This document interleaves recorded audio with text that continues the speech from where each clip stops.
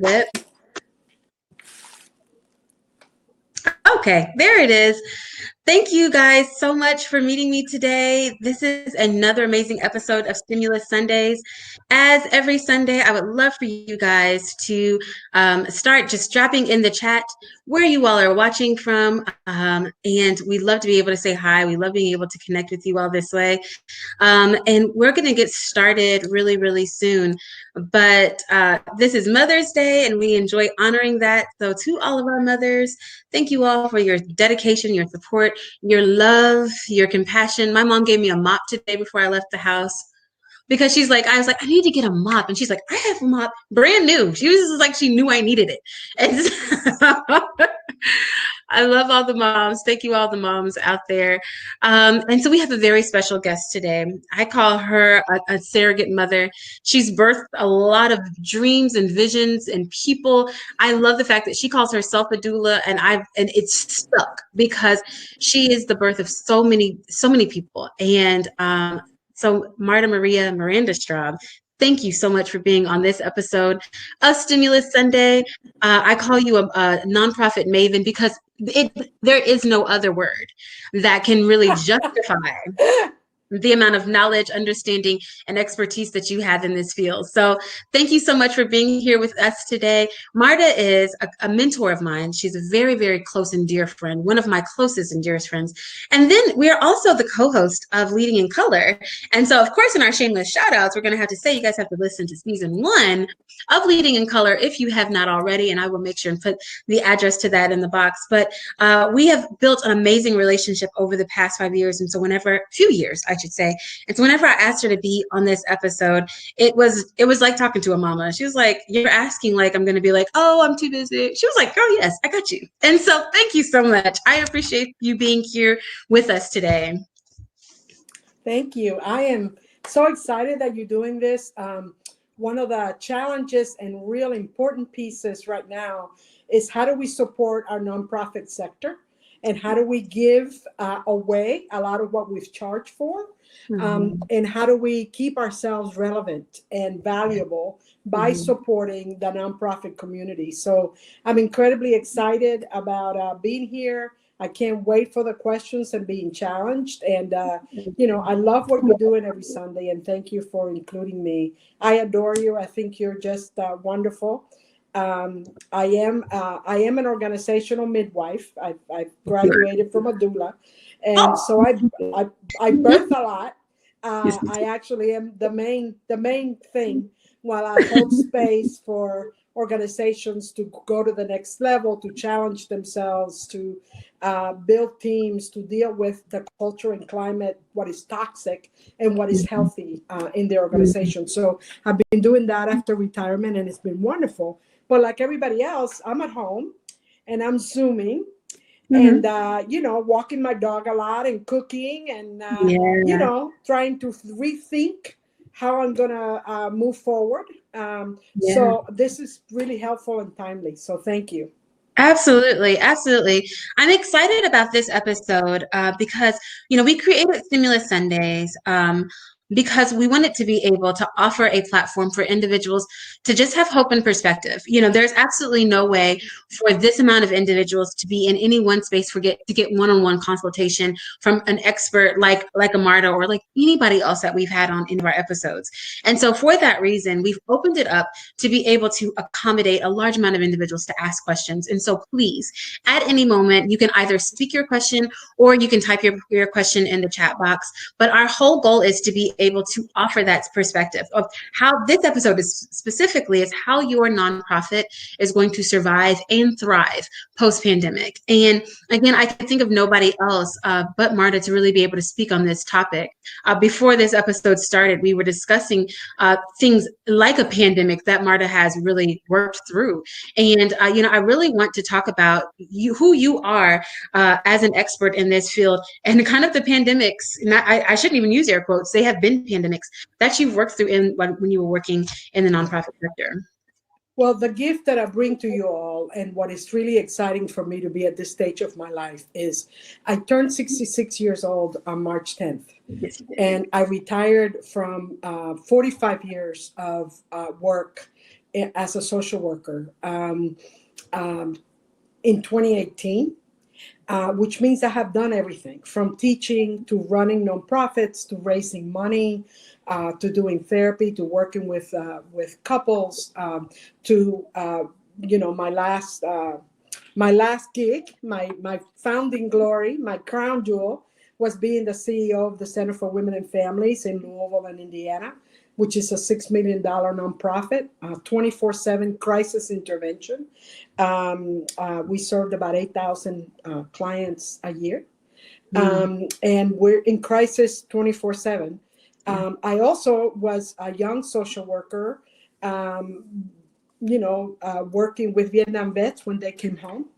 And we, for the first time, really saw post-traumatic stress disorder and the kind of deaths that were going on around that. I also worked with hospice and with addictions during the HIV crisis. When we didn't know it was HIV, we called it the gay cancer.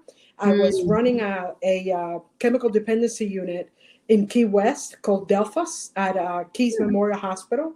And I saw beautiful, primarily young men who were muscle, beach body, cute, the most adorable men in the world, turn into skeletons in 2 months and get sores and not having family to hold them and needing to be fed and, losing their lives and not knowing what was wrong.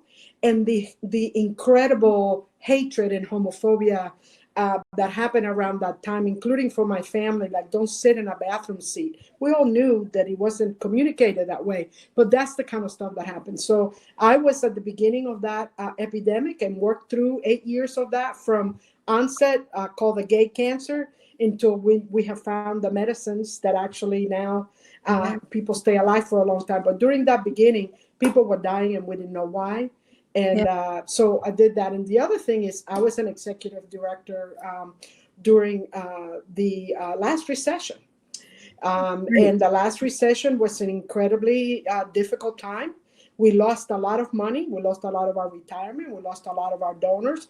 So one of the good things about being old is not that I'm going to tell you this is how you do it, but I'm going to tell you, let me share how I think about it. And let me help you think through what kind of questions I ask myself, I have my team and the folks that I support ask, so that you can begin some really strategic conversations, some really critical and creative, innovative conversations to use this crisis to help you not only survive, but to thrive as a nonprofit and as a human being, because we have an opportunity to be better than we were before this pandemic. Yes, we do. I also made it through a huge crisis on my last nonprofit. We were a homeless shelter, and our biggest building went underwater. It was not in the budget. We were homeless for 19 months, and we had to function out of 9-10 different spaces with no money, and had to make some very tough choices, like what are we going to do?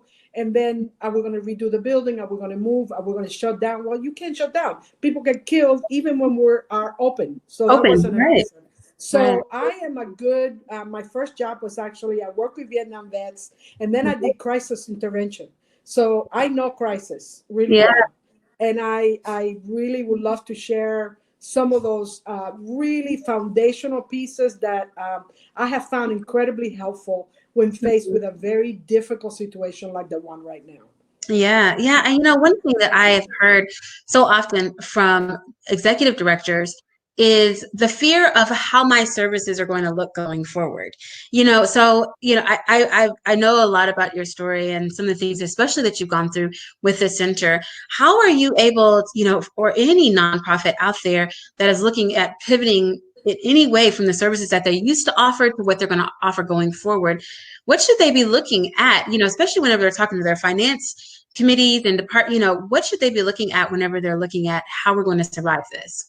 Right. So the first thing that a crisis allows us to do is refocus, recalibrate, assess, and make some very important decisions. You might have been doing some programs that were but they were not full of heart, were not really core to your mission. You might have been afraid to launch something because of what people were going to say.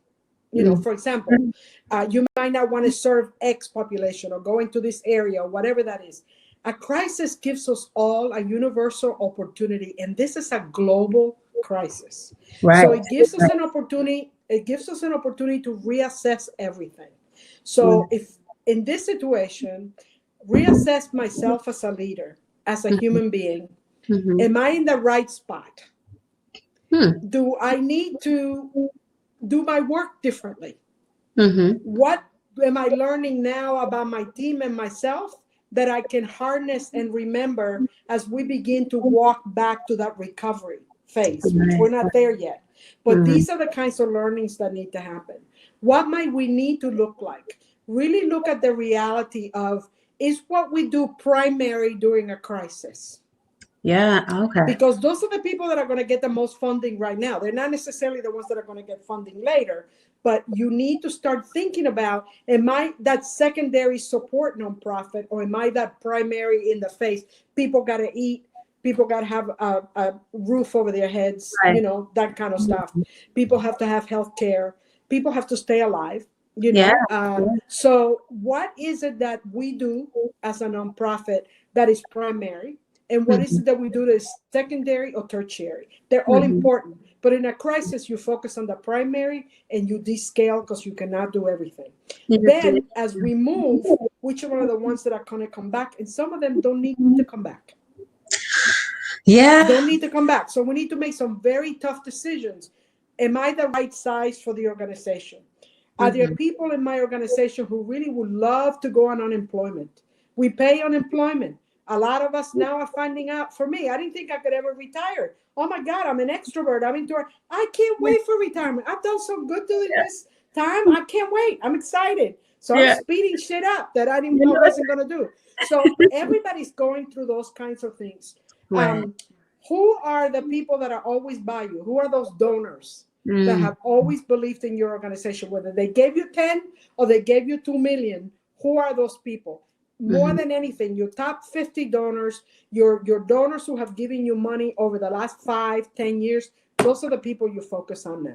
This is it. So the folks to go back to. So an assessment of your philanthropic environment, an assessment of your staff, an assessment of your mission, an assessment of where do we fit in this pandemic, where do we fit in this community, who is doing primary work that we can come in and support. I am a big supporter of collective impact. Not a lot of people, it's too much work, it takes forever. Absolutely. You know what? This is not, the barriers to collective impact are over. It was about turf. There is no turf. We're all swimming.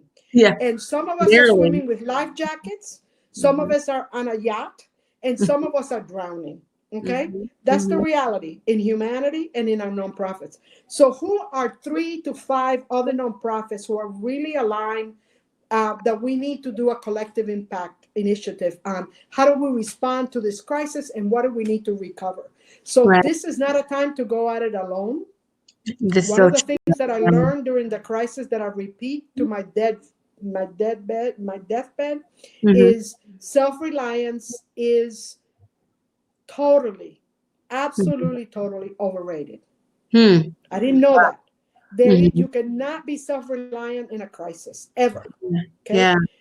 So who are the other people that you need to have some conversations? What have you done that you spend thousands of dollars doing that you can now do virtual for free? Can you set up lunches with your donors?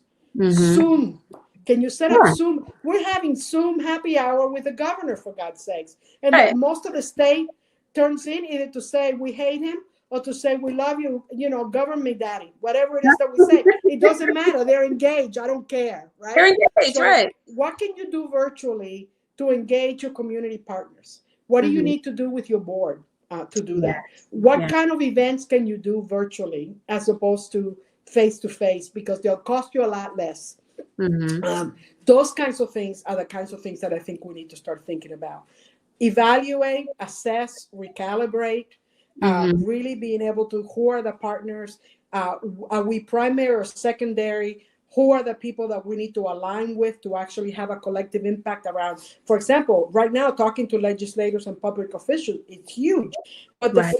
the field is a plain level field now. You don't have to waiting to get into this office. You have a phone call, you have a virtual meeting, you talk for you and the other 5 nonprofits that you're representing, and you develop a sector response to the crisis, right? I really like So that. there's lots of opportunities to be better than we were before.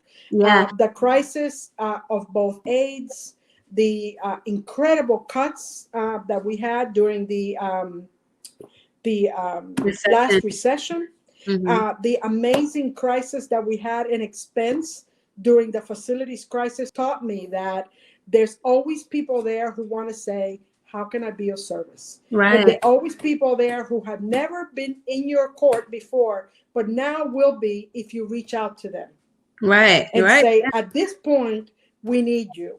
We need it. Can Right. you help this way? Mm-hmm. So the first thing that is most important is, when have you and your organization been resilient before? And learn what the skills were and what did you learn from that, right? And Interesting. work from there. What do we need to be creative and innovative about? What Mm-hmm. do we need to be respond to a crisis, not in respond to a crisis in a strategic way, Mm-hmm. right? And what am I willing and need to let go of that is no longer useful?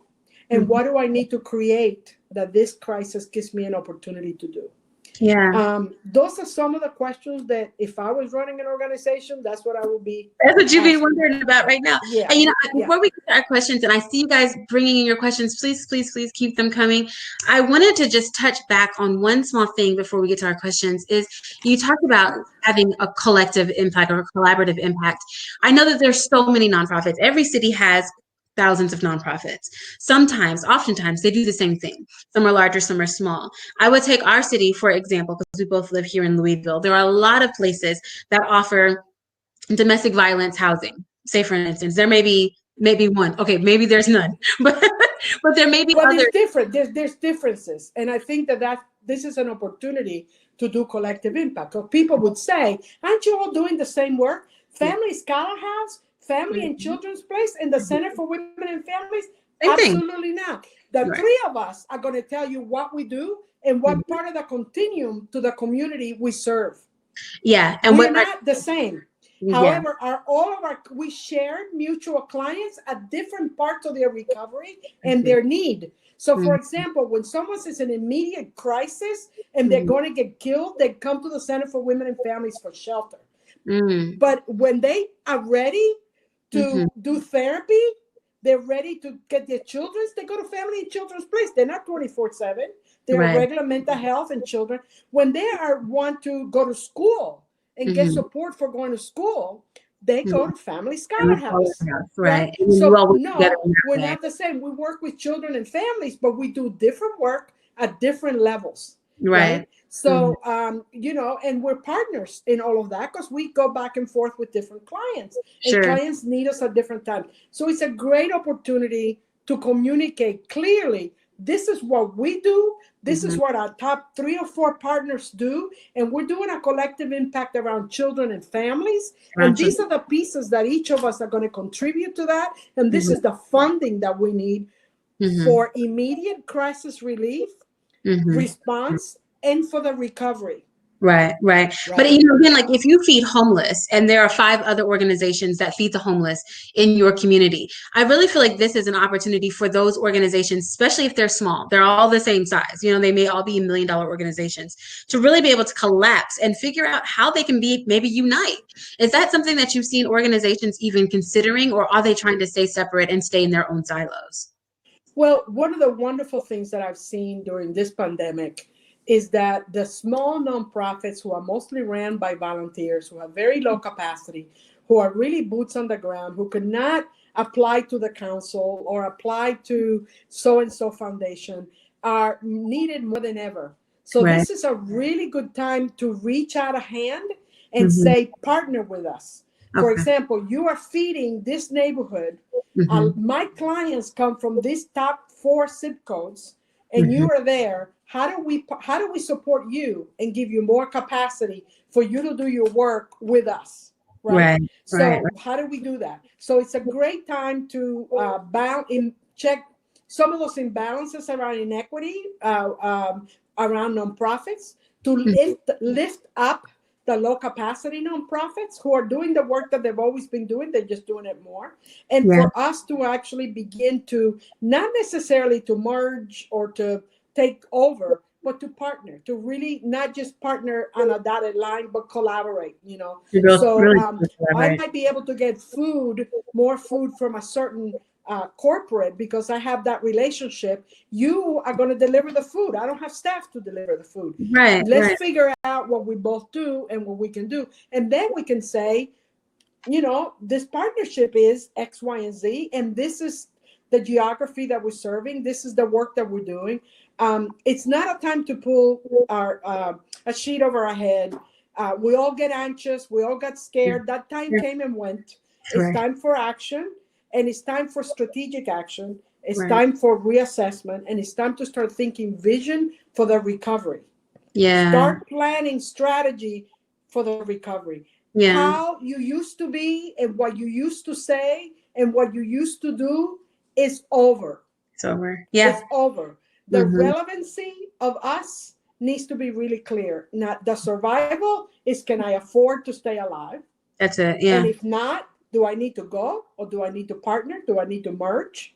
Mm-hmm. Or I have enough to move forward and bring a couple of other people's with me, organizations with me, and lift them up. And who knows what's going to happen after that? But Yeah. it's the same conversation with donors.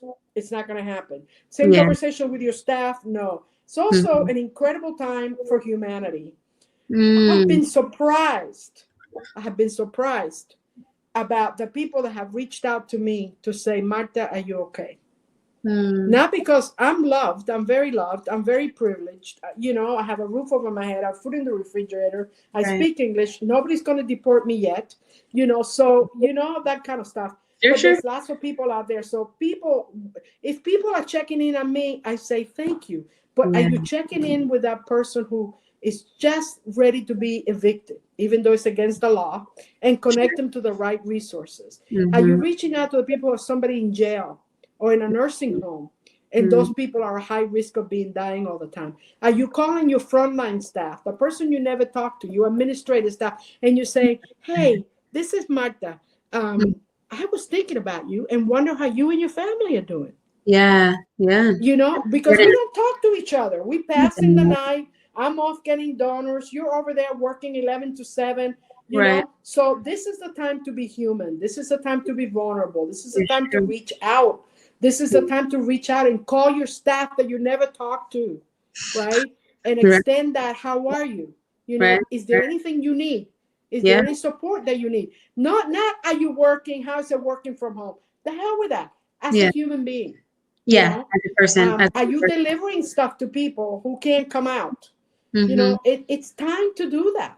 It is. It's time to communicate. It's time to reach out. It's time to be vulnerable. It's time to be human, and It's it's just time to human. level the playing field, Yeah. because what this pandemic has showed us is the incredible inequities are I know. now more blatant than ever. It used to be for us who are activists and work with marginalized populations or come from, an oppressed group or whatever. Right. Right. Right. Everybody's talking about Everybody. it. Yeah. Whether they're against it or for it, everybody's talking Mm-hmm. about it. It's like Yeah. in the domestic violence and sexual assault movement, when the Me Too, hashtag Me Too went national, Mm-hmm. everybody was having the conversation that we've been having for 40 years. Right. Well, Right. now diversity and inclusion, we've been blah, blah, blah forever. Mm-hmm. Lift it up. Yeah. It's right here, It's right? fine. Yeah. The income, where people are in regards to the vulnerability, all Mm-hmm. of that is there. Yeah. Health insurance. Yeah, the Mm-hmm. elderly, support for the elderly. Mm-hmm. So it's blatant, and we have Yeah. time We have to time really now. rethink. Yeah, we have Mm-hmm. time. We have Really, time. This is a gift. It's a gift. I hated that it came this way. I I do. hated that it has a cost of life. Yeah. AIDS did, Yeah. and the amazing humanity and love and tenderness of people during that epidemic, feeding and cleaning people Mm-hmm. and calling families and doing services and families getting together and kids getting disowned during that time. It's just like tattooed on my heart. Yeah. And I think this is happening in this pandemic right now. Yeah, it is. Sorry, I get excited and No. I want to make sure that people get to ask stuff. No, it's perfectly okay. We did have a question that came in I wanted to get to, is that is it okay to continue to fundraise while we're in the middle of pandemic? More than ever. This is an incredible opportunity to fundraise. Absolutely. Yeah. Now, you got to be clear about what are you fundraising for. And I think we need to be smart about fundraising on two levels. What we need immediately and what it will do. Yeah. And what we need past the crisis response that we need your support in. This is how you can be of service. This is how much we need. Absolutely. Yeah. This is an incredible time. People more than ever want to be of service. They want That's to help. what I say. Who are you long-term sustainers? Who are you long-term $25 a month? Who are you long-term? I gave you $1 million over 3 to 5 years. Who are your top 50 donors? Who are donors that never would have given to you, but because of what you're doing now, what's going on, will give to you? So beginning to do touch points with those folks who have never been involved with you, touch points with those folks who have been involved with you, and make them really engagement kinds of things. Right. Conversation, brainstorming. This is what we're learning. What advice do you have for us? And and all needed of fundraising is when you ask donors for money, they give you advice. When you ask them for advice, they give you money. They give you money. Time to ask for advice. Virtual seminars, virtual lunches, virtual happy hours, phone calls. How are you? Let me tell you what we're doing with your money. Let me tell you where we're going to need your help again. Right. All of that. Absolutely. Fundraising on steroids right now. This is it. This is your opportunity to do it. Yeah. So yes, and yes. And don't be as afraid of it. We talked about this last week, is that some individuals feel as if it may be insensitive to ask during this time. But just to your point, individuals are trying to figure out how we can help. So we want to shop local. We want to be able to support our local nonprofits, because the things that we don't want, these necessary services, to die in our community because of the things that are going on. You know what I mean? So if you have, and I'm asking, if you have, please consider giving to any nonprofit that is near and dear to you personally. It's just important. It's important to do. We're speaking about donors, and some individuals are saying they're very concerned how their services will be affected by their donors. What are some of the suggestions that we can use to retain our donor base? Engagement. How we retain donors is we identify them. We begin to engage them on small levels. We know that, right? We cultivate that relationship. We thank them when they give anything, right? And we come back in and we keep engaging them. Touch points. This is the time to have those conversations, make those phone calls, make those virtual events. It's time to go virtual. If you don't know how to do Zoom, my biggest learning curve, I'm now teaching online. I'm a practice teacher. I teach skill set for graduates at Spalding. And now I got to teach them how to do social work on Zoom. I have no idea how I'm going to do that, but I better learn. Because now you're going to be relevant, and I'm going to be irrelevant, and I'm still got too much jet fuel to be relevant. So engage your donors, give them a call, send them a card, do virtual events that they can participate in, small, 8, 10. I need a conversation. Send them a little survey. This is a really good time to send a 3-question survey about this is what we're struggling with. What are this? Would you be, or a phone call? Could you give me 5 minutes so that I can ask you a question? Feasibility. This is a good time for feasibility studies. What does it look like for you as a result of the pandemic? How would that impact your giving? What can we do to continue to engage you in a way that is meaningful to you? Perfect stuff. This is a really good time to do that. Ashley had a question about organizations that are planning to go back to business as usual. And she wants to talk about the problem with that in the future. Well, there is no business as usual. Yeah, the world as we know it has changed and will be forever changed. Yeah. Period. End of story. So you're either going to figure out how you're going to re-engage in a new way, Right. keep what is succinct and core, and expand and re-innovate Right. about the future. Mm-hmm. We may not be able to have the same amount of people working Right. because we don't have the space to do social distancing. Social distancing is not going to go away. Mm-hmm. How many of you people that you never thought could work from home can now work from home? How Yeah. many of you people can go on unemployment and get furloughed for 2 to 3 months until your money comes back in and you do some of that? So it's just time to be strategic and smart.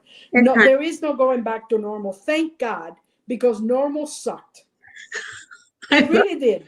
Nonprofits, we keep begging, for money, Mm-hmm. not seeing that without us, this community would not survive. Without childcare, there is no opening up the economy, people, No, right? There exactly. isn't. There There's, isn't, right? you're absolutely So right. there's all those pieces that are now very blatant and very clear that Mm-hmm. need to happen. So I think, opportunity to shut some old paradigms that didn't work, like Mm-hmm. privilege, Mm-hmm. really being able to reimagine how we do, all of us do, Yeah. equity and Yeah. inclusion, Yeah. not as a sidecar, but how infused through everything that we do. This Mm-hmm. pandemic, thank God, now everybody's talking about that. They may hate it, but you're still talking about it. Yes, It's they in are. people's minds. This is what you Mm-hmm. talk about. Yeah. So yeah, I it's a time to be courageous, a time to be bold, it's a time to be strategic. It's a time to take a break. It's a Yeah. time to connect with people that you love, to Yeah. narrow your network to those who really want your best, Yeah. and to reinvent how we do, recalibrate. Recalibrate. Yeah. Yeah, look at everything that you're doing. The same old stuff is not necessarily going to work anymore. Right. I Right. used to do a training called, you remember in the 90s, it was they moved our cheese. You remember that big Oh, yeah. management? Mhm. Well, I do one called they ate our cheese because nonprofits were not being sustainable or being given to. So we all had to do things like really develop a revenue stream. This is a really good time to start thinking about that. So Yeah. we developed, five of us got together and developed a back office Mm-hmm. to be able to develop a stream. You were part of that I conversation. was. Yeah. So it's time to be creative, time to be innovative, time to be relevant. Let go of what didn't work before. It's like going through a divorce, going through a death, going through breast cancer. You got it's like the cosmic 2x4. Here it is, cosmic 2x4. Yeah. Yeah. Yeah, and none of us were planning it, none of us were ready for it. But now that it's here, this does give us an amazing time to be able to plan how we're going to go forward and be better because of it. And one thing that I'm really excited about are the nonprofits who were just surviving at this Yeah. point, that do have the time to take this time to thrive. You know what I mean? To truly come out of this a lot stronger than before and have a strong platform and a voice. And that is really my takeaway. Is I like the fact that, we're getting calls from nonprofits, emails from nonprofits that are saying, hey, I am too. we need to look at our target audience and our market and who's speaking to us and how we're engaging our donors. All of those things are going to change. We're typically sending these postcards Right. out, information back in. Is there anything wrong with that? Absolutely not. If But you're this not is calling a partner, a donor, a staff member every day, yeah. you're not doing I like your job. yeah. If you're not thinking with your team, how do Mm-hmm. we make this virtual? And Mm-hmm. how do we engage more people? What program, what conversation, what survey, what everything that we need to do? You're not doing the work. If you're not Yeah. assessing what do we need to let go of and what do we need to keep, and Yeah. who are the people who have always supported us that we need to engage further to help us through this transition. Yeah. And then who are new people that we need to engage because we've never been in this situation before. Right. And don't be afraid to make mistakes. We've never been through pandemic. We've never done this before. When we went through the HIV, the AIDS crisis, it was the health community and the LGBTQ community. One of the things that it did is we had a really divided LGBTQ community. We had a lot of us who were very strong feminist lesbians, bi women, straight women who identify as lesbian politically. Mm-hmm. And, we didn't spend a lot of time with men. We didn't want to give our energy to men, even those who were heterosexual and bi. It's like, forget it. I'm putting it Right. into women and girls, right? The Right. AIDS epidemic came, and we were, cleaning our brothers and sisters. Our sisters were cleaning each other and feeding each other, and we Right. came back in together. We came back in together, and we're stronger as a result of Stronger that. because So there's always that kind of stuff. I never had people from construction and electricity and all of that involved on my board. Well, guess what? I had a facilities crisis. I knew nothing about roof. I knew nothing about, how many doorknobs do I need in an 80,000 square foot shelter? Hell, I needed other people to do that. So yeah, you yeah, learn a lot. you It's do. not easy. I did it squealing like a pig. I wish I could say I was grateful. I was No. not. I was not grateful. I did it squealing like a pig. I was exhausted. Yeah. But it had to be done. And I made mistakes. You're going to make mistakes. There's no way around it. But you cannot not think and take action.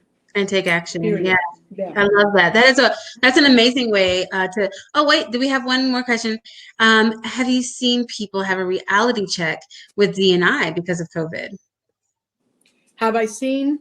Have you seen people have a reality check with D&I because of COVID-19? Oh yeah, absolutely. I'm sure. Actually, one of the 10 people conversation that I'm going to have is with folks doing D&I locally and nationally, about what are they learning from this around D&I and a culture of belonging, and what do they need to do differently in going back, so we don't go back into the same box that we have been working out of, that is really not really working. And how do we use this opportunity of the pandemic to really move D&I to the center of the organization as opposed to the peripheral margins of the organization? Right. And I don't know what they're going to say, but I'm excited. So those are the conversations that I'm facilitating, that I love. What are you learning? And one of my partners, Whitney Vision gave us this question. What are you learning as a result of this pandemic? What are you discovering, right? So we all need to be asking that ourselves. What is it that you need? What do you need to do, and what do you need to not do? Those kinds of questions. And with D&I, is like, it's over. I mean, this whole struggle about D&I, as far as I'm concerned, it's over. It's like, there is no question that all of us need to be doing this work, not just brown and black people and gay people and Asian people. We need white affinity groups. We need white allies. We need people who have privilege of gender and race and class to be able to lead this effort. And it's time to engage them. And I think they're ripe for that conversation. I really do. Yeah, I really hope so, because this is a time, again, where a lot of individuals have had that opportunity to reflect, not just in their personal life, but, we've gone through another national issue. And I hate to kind of diverge from this subject, but with the young man that was shot and killed in Georgia, we're now talking about diversity and inclusion in another way. And it's come into our homes where we're able to follow a story and really listen and things like that, where we're having these conversations very openly, you know what I mean? And it reminds you of, just as a reminder of how far we've come and how much further we have to go. One day we're going to overcome. One day we're going to overcome. Well, what breaks my heart about this conversation is the same old record player. It is one innocent black man getting framed and shot, and white supremacists not getting charged, to the point that the defense attorney leaked the video, because if they saw the video, they would see that they were in their right to kill this poor young man, right? So, and people are going, this God-fearing men, these murderers. Now, the fact is, what's really good about this is that the hate is blatant as hell. That's what I know. We're not covering it up anymore. It is full of hate, and we know where it's at, and we know what it sounds like. And it's there's no going back to saying, oh no, he didn't mean that. Yeah. Oh, yeah, he meant that. He meant that. Yeah. And this is why I like this time, because typically when you're in the office, it's hard to have these conversations, courageous conversations, as you call them, with your coworkers. But now where we have a little bit of a barrier of a Zoom meeting and a camera, we can actually have these conversations a little bit more openly. So I really feel like truly, we'll be able to have more open conversations, because we are dropping those identities and those barriers that sometimes stood between us actually being our true authentic selves. And so I encourage Right. individuals to find themselves, to really And we're know. also dropping the facade of work, like work etiquette. Mhm. Best practice. It's what it's standard practice that the people in control make decisions about. We now see the butt of your cat going right through my screen, and we see you kids screaming at you, and you have a oatmeal stain on your sweatshirt. Thank Yeah. God, Thank God. We're thank here. God there was some judge that didn't have a shirt. I mean, so it's like the humanity, the Mhm. alchemy of humanity is alive and well, It's and alignment. our facades are all falling apart. Yeah. Yeah. And I love that. I I love do that. too. I think I hope we harness this Yeah. opportunity, and that we really become more humane to each other, more compassionate, and that we really understand that we really are in this together, and that some of us have a lot more than others, and Mm-hmm. that's not right. That's No, not fair. it It's is. not okay. It's Yeah. just not okay. It isn't. You're right. You're so right.